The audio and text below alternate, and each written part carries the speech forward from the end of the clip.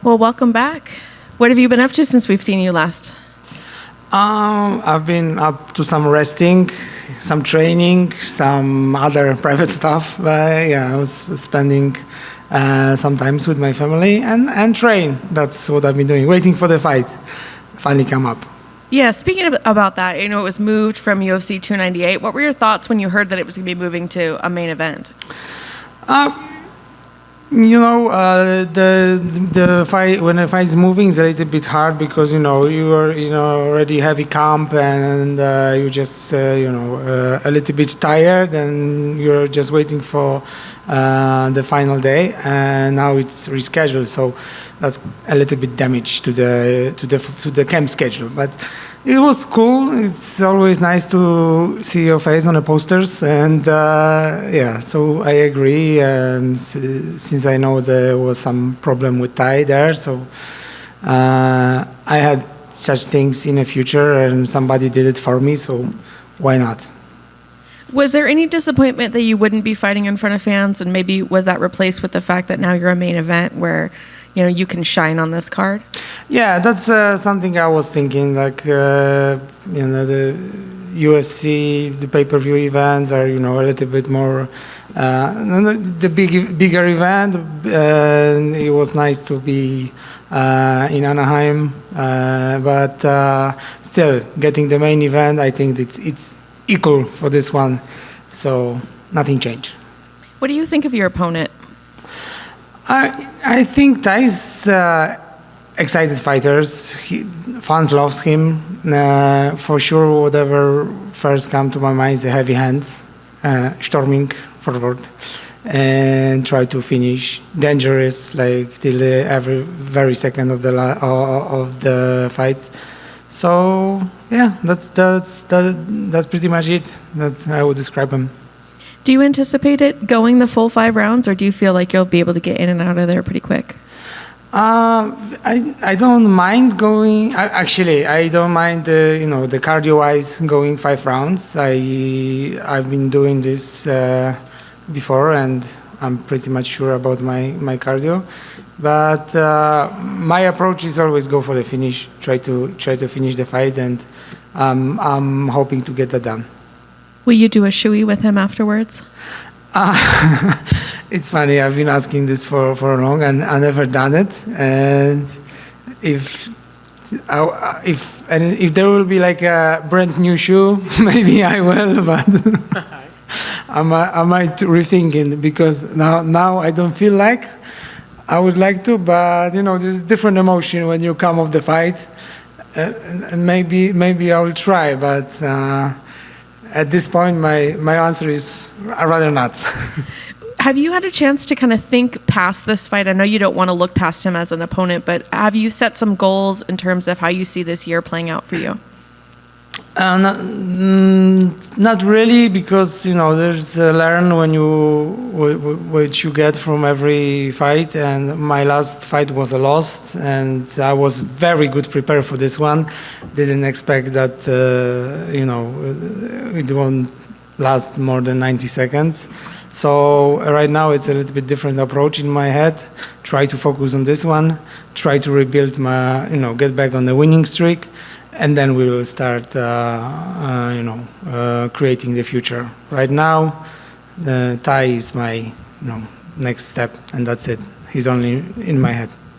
There's also quite a bit of confusion about what's happening with the heavyweight division right now. There's a champion and an interim champion, but the thought is that they won't fight each other next. So it's kind of putting a little bit of a backlog of title fights there. What are your thoughts on that? Do you feel like Jones should fight Stipe next, or do you feel like he should fight Tom Aspinall? I have some insight about it, and I don't know if I want to share everything, but I don't mind it how it builds. I think for me personally, I would love to see the John Jones fighting Tom Aspinall, but whatever happens there and whatever brings attention to the heavyweight division is not like I'm not an expert how to keep it at the highlight. I'm just part of it. So I don't mind, and I don't want to say anything bad about the situation. For me, it's all good as long as I'm not there involved in a title shot. That's that's some other business right now. So I guess we got to get you a couple shoeys, and then I'll ask you the question again while you're drunk. Yeah. Maybe that's when I answer it. But yeah, it's really tough one to sort everything out. If I was me deciding, I would see a John Jones fighting Thomas Aspinall. Thank you. And you mentioned that loss. The loss was to Aspinall, who eventually went on and now is the current interim heavyweight champ. Does that lessen that loss any? By any means, I'm sure every loss sucks, but is it a little bit better because the guy went on to be a champ? It wasn't like you lost to a guy that then lost to his next fight. Does that lessen it any, or is that not something that you think about? Yeah, for sure. When you have a loss, you just try to figure some stuff that will make it a little bit less painful. And that's one of the things. And it's good to see that you are losing to the guy who is so good, and he proved it after my fight. So yeah, I just can see where the ceiling of Thomas Aspinall is right now. Yeah. So when I was facing him, I knew how powerful he is. It's like I like to challenge myself, and yeah, I did. I took the risk, and if somebody would ask me to do it again, I will. Well, I guess I was going to kind of ask, were there positives you could take away from it? Because like you said, in 90 seconds, anybody could take a punch, and especially in the heavyweights, it could just be that day, and that's your number. Or were there positives, or there things that you took away from that fight that you could use going forward? It was tough to find any positives because, as I said before, I felt like I am in the best shape of my life for this one, and just the thing I need to accept it after this was like there is someone better than me in the sport, and whatever I could do is just go back to the gym and work on everything of every aspect, not changing something that I thought that would mistakes. For sure, I need to work much on my defense. Yeah, that's one thing. But it's mentally it's hard to explain because the words never reflect that what kind of a feeling you have and what kind of approaching you want to bring to another fight. But I just feel inside that brings me a lesson, and now I have a different approach. And I know you said your cardio was great. You're feeling great coming into that last fight. You're about a month removed from when you were supposed to fight. What does that process do? Do you give yourself a couple weeks to kind of just relax and get away from weight cutting and training, and then you get back to it? Or what was the process for you to get back into shape again, knowing you had a time off? But you mean after my... how the fight got rescheduled. Oh, rescheduled. Yeah, like how do you deal with that month where they said, we're sorry, we're not going to put you here, we're going to put you here, but it's going to be a month later. Yeah. What do you do with that month? Well, it's usually I just making a little bit low intensity during the training, but I keep training. Maybe a little bit less session during the week, and that's it. You cannot change that much because when I train, I never go to the training camp and say and see how many training session I have to do. It's like I just try to feel my body. When it's tired, you just need to get rest. When it's not tired, you try to go harder, and that's it. So when the fight was moved, I just listen to my body. If I feel like I'm already too much, I just took the day off or something like this, or maybe less intensity training. But it's I don't like to stick to any plan, not building this on myself. Try to, bring as hard as possible, but be wise also at the same time and listen to my body. Sure. And I know you wanted to be in front of crowds, but you've had some really good luck, or good fights, I should say, good results at the Apex. Mm-hmm. So is there a point that does it feel confident? Do you feel confident when you fight at the Apex? Does it feel kind of like a home game because you've been here so often and you've had good results? Yeah, that's one thing. Yeah, it's a lucky place for me. Fight the expert in Apex, all wins. I fought in T-Mobile, or I had a win there. I got married in Vegas and happy live ever after. So everything comes to to be this place is lucky for me. I'm glad you said that. Your wife's gonna be very appreciative that you said happy ever after. The smaller cage, do you like that sort of thing? As opposed to, maybe some of the bigger events, the octagon slightly bigger. Do you like the smaller cage? There is other thing I don't, put that much, thinking about. It's sometimes, can be your advantage, sometimes it's not. But we both can have advantage or disadvantage about this. Sure. It's whoever find it. Yeah. And then last for me, I guess your keys to the victory. What needs to happen to make sure that you get your arm raised on Saturday? No, sure. I need to keep my face away from his hands. Sounds like obvious. Yes, that's the thing. I thank God it's not a power slap. Yeah. You're not a big fan of power slap? I don't mind it, but I wouldn't go for this one with Ty. Yeah. Especially if he starts first. Yeah, but for sure, the other things. I believe in some of my skills in striking, in kickboxing, and I can handle some fights in stand-up position. Also, I can break wrestle and grappling, and we prepare for kind of few scenarios in that fight. And but I think the plan is something that is supposed to be in your head, but it have to happen a little bit subconscious. You know what I mean? Like you cannot overthinking about the stuff. So yeah, that's my approach. What do you think of his striking? Of his striking? Yeah, I mean, obviously everybody knows he has power, but his technicality, how would you rate his striking?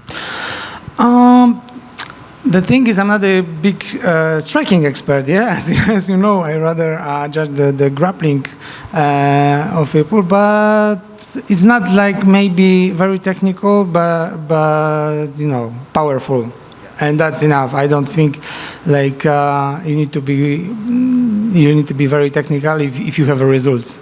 And he has there. He's been knocking out people, so I would say that. And then, very explosive. Marcin, I mean, we kind of touched on it right there, but I'm curious, Tai Tuivasa is known for getting into his brawls and making fights crazy. Are you happy to be in one of those, or are you kind of hoping to avoid getting into a crazy fight with him?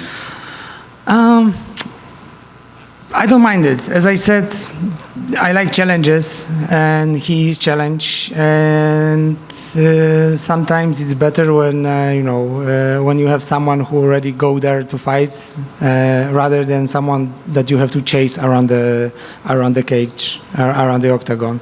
So it's fine for me. I just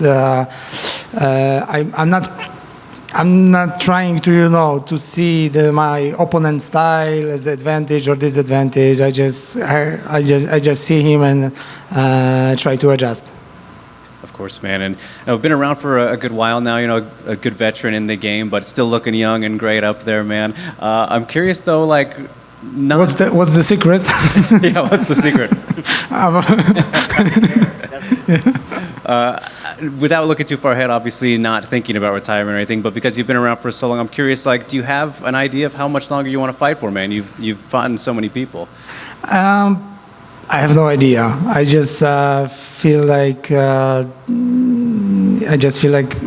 still doing good. I can feel it on my training. I just feel it in the fight, and I think whenever the moment comes, I will just feel it. Just don't want to plan it, because also I have a mindset that when you're thinking about something in the future, you just bring it to your life. So I don't want to think about retirement. I just want to enjoy my sport career.